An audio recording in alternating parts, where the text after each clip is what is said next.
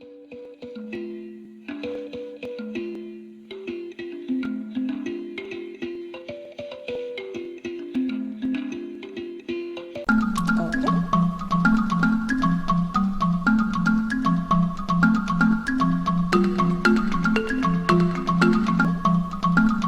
Well, through we're around the Ambazonia. What's happening in that part of the world? Thank you, Cliff. I think a lot is happening, and mostly sad news from the French Cameroun tactics to continue to divide and turn the people from the British Southern Cameroon amongst themselves. Actually, to begin with, French Cameroun has used divide and control tactics since British Southern Cameroon opted to join them in a federated state that never really took shape. French Cameroon knew that if the British Southern Cameroon remained united as a bloc, they would never be weakened and would be difficult to be assimilated into French Cameroon. So the scheme to partition the British Southern Cameroon in what they called 2 cubes of sugar was implemented, and in an attempt to easily dissolve and assimilate the population into which is currently going on by forced migration, and also depriving the people in the British Southern Cameroon of education now for 4 years, so that they can cross over and settle into French Cameroon, which eventually will accomplish their plans. So when they divided the British Southern Cameroon into 2 regions, they went ahead and appointed their governors, French-speaking officials, to govern these 2 English regions, southern and northwestern and southwestern regions. So French Cameroon president saw the power. He actually saw that in the British Southern Cameroon, the traditional rulers wielded too much power over their subjects, and that was the heritage that British saw the power of the traditional rulers and govern this territory through them. So what the French Cameroon government elites did was to weaken the powers of these traditional rulers and appoint what they called chef de service, the chief of service,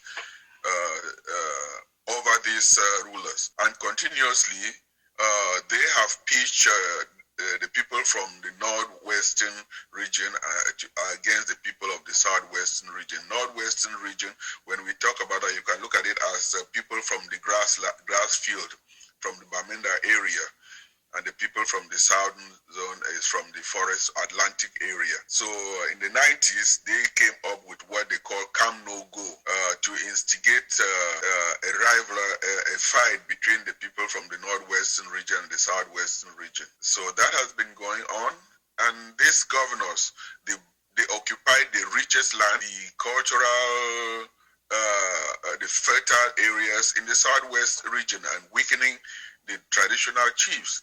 So, Cliff, you would be surprised to hear that currently they are funding gangs and thugs to be killing the traditional rulers in the southwestern region and blaming it on the people from the northwestern region, that they are the ones who are killing these traditional rulers, which it goes along with their plan to continue to divide the region into 2 and pitch them against themselves. So it is very, very sad.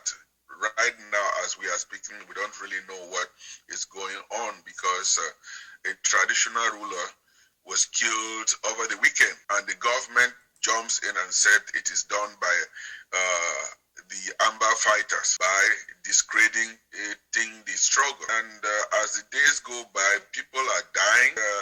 The international community still is not doing anything to do something. So, because if you could imagine, East Timor, which is not up to 1 1/3 of southern Cameroon got its independence in the 90s from Indonesia, which is one of the largest, most populated Muslim country in the world. But southern Cameroon, with its riches, an independent country, as all of you know, till today is still really being colonized and oppressed by what I can term as African colonialism by another African state, and the world is really doing nothing. Not good. It was interesting you mentioned Indonesia, East Timor, breaking away from Indonesia. I saw a news article over the weekend. Indonesian soldiers training with U.S. soldiers in Hawaii. I was a bit surprised at that. I emailed my cousin out there, and he said, "Oh yeah, it goes on not just Indonesia, but they mentioned another nation in that area. I want to say it was Malaysia. I'm not sure. Yes, it's very complicated and complex." Jim, welcome back. No, thank you. I plugged in the wrong plug. Cliff thought I did something that offended you for you to leave. I said, no, I would be the last person to offend you. No, I'm not worried about you offending me, Fru. Were you following what's been going on at Fort Hood? No. They fired the two-star in charge of the armor division down there. The command sergeant major just got relieved. And been a couple of deaths of soldiers in an investigation. Well, that's depressing. Well, what depressing is, we're looking at these generals. We got so many damn generals running around this country. And one of the guys that really bothers me is this General Lloyd Austin that was picked for a defense secretary. I'm not so sure I like this guy at all. Yeah. Well, there's the question of, do we like him? Then there's the question of civil-military relation. Has always been a big deal to me. The nation's tradition is that recently retired generals don't head the Department of Defense. I think Biden bent over for this one. He kind of went with the popular decision, some outsiders, to put a minority in charge of that. I don't think it should be any minority. And I think they have to leave out this word African or whatever and say first American or American. We are, after all, one people. And the sooner we get over this thing, that we're all Americans, then the better off we're going to be. And for them to isolate him as, the first African American. No. He's an American. But again, that's only my opinion. I'm fed up with what's going on, and there's nothing I can do about it. Well, you can complain about it, George. Well, I complain about it, but it's not going to do any good. I mean, look at Biden. Jim, look at Biden's retreads. He's taking everybody from Obama's administration and tossing them into his administration. What kind of nonsense is that? Why can't we get some new blood in there? New ideas? Be a little bit more aggressive? Why do we have to have the same people year in and year out? Fru's been hiding in the corner here. I'm going to give him a second to say what he thinks. What do you think, Fru? The person who wins the election has to choose his cabinet. We have all reasons, all right to say what we can say, but he won the election, and he can choose whoever he thinks that would be around him to do the job. People can say whatever they say. If you are on that seat, you will do the same thing. You have to be comfortable with people around you, and there's no perfect situation. But I think in America, regardless of what we say, when the shoe is on the other side, some people will complain. When the shoe is on the other side, some too will complain. Good thing about America is we complain and America moves on. But by the same token, when they say why do we have to say first? The country has been existing for how many years? And if people do not really like that aspect of first, why must it take centuries for that to happen when these people have also been paying their dues and defending the nation all over the world and in paying with their lives in wars and all whatnot, and they are qualified. It should be the content of one's character and one's ability, not going by the looks. If you look the previous administration, that doesn't reflect America. Talk about diversity when once someone brings that diversity, that this is we are America of all shades, and this is a house that brings that diversity, which is our strength. But many people do not like it. In fairness to many people do too. Many people do like it. We do have diversity in the current administration. I don't think so. We got Ben Carson, right? Oh, that's why when once they pick one person, they say in the incoming administration we have the first Native American, the landlords and the landlady. How about that? If we are saying Americans, those are the people whoever came here came from somewhere, but these are the landlord and the landladies. I'm sitting here on the shoulders of all those people. This is an administration that has honored the landlord and the landladies. That is a landmark that we should celebrate. Why are we talking about diversity? Why not go with the best possible candidate? They're all Americans. And that's the point I'm trying to drive home. That's very true. This conversation would have taken a different turn if we were saying the person nominated is not qualified. I have not heard anyone said any of those nominees don't have the credentials. If we are talking about Americans, let's talk about we Americans, and that people should be selected by the content of their character, by the quality of their education, and how they can serve the nation. John, you had a thought. We're a bunch of hypocrites. We're sitting in the Commonwealth of Massachusetts where if you want a government job, you got to know somebody. And if you don't think that's the truth, there's something wrong with you. In lovely Lowell, Massachusetts, same thing. If you don't know somebody, you're not going to get a job. I don't care what color you are. So, first of all, that malarkey has got to stop. If we want the best American for the job, and I 100% agree with that mindset, but it is a mindset. Okay? The city councilors just look the other way. It's not about who you are. It's who you know. It's not about what color you are. It's who do you know. If you want a job in the Commonwealth of Massachusetts with a fantastic pension, great hours, great benefits, then go to political parties and kiss some butt. Okay, Fru was trying to say something. John sums it all for me. It's not only in this country. It's who you know all over the world. When we talk about nepotism, favoritism, and all what, it's a boil. I think John get it right. It's who you know. That's a problem, and it is a problem all over the world. It's not going away. That's reality. I think that's really the perfect rationale. We name buildings for people because we want to remember them for what they did, right? They are alive. We let them do whatever they're doing to earn it. When they are gone, then we have a memorial for them. That's why we should be those. Well, you know what? Let me say this to you, Fru. Okay, the city is going to have a statue made of you to put out in front of for all to see. And we'll go put it on display until the sun burns out. But we're not going to put that up until sometime after you die. How do you feel about that statue? I'm not dead yet. But how do you feel about the statue?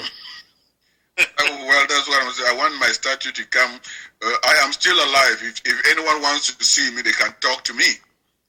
When I'm gone, then that statue should be there. If anyone thinks about me, they go and look at the statue in remembrance of that someone who looks like me walk the streets of this city. Well, I'll put it this way to you, Fru, okay? Somebody wants to say, that doesn't look like me. You want to look at that statue and say, that doesn't look like me. You put your arm around your wife and you say, honey, does that look like me? That doesn't look like me, does it? Am I that? Back to Fru's statue. I think that it's supposed to be there to inspire the rest to be as good as Fru is. That's the purpose. Well, that's very That make crew feel good. that's very true, Cliff. But I don't want to start a civil war here that can cause a nuclear war. Give us a quick thumbnail sketch of Dennis Galvin. Oh, I suppose. I'm like everybody else. So born and raised in Massachusetts. Hail from Brockton, Massachusetts. Moved up here to my adopted home in the Lowell area. My wife is from Lowell, and we've been married for 43 years now. So this region's become my new home, and been very active in politics. I'm a retired Massachusetts State Police Major.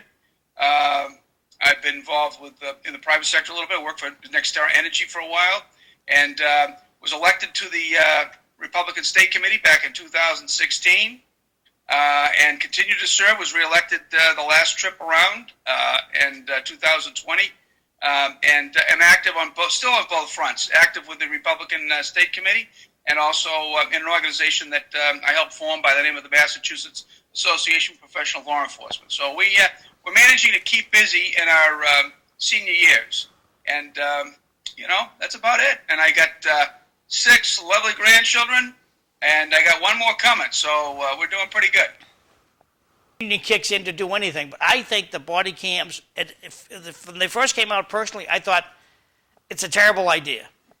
And then once I witnessed some of these body cams protecting police officers, getting great evidence, I had to rethink the thing. And I go along with what you just said, Dennis.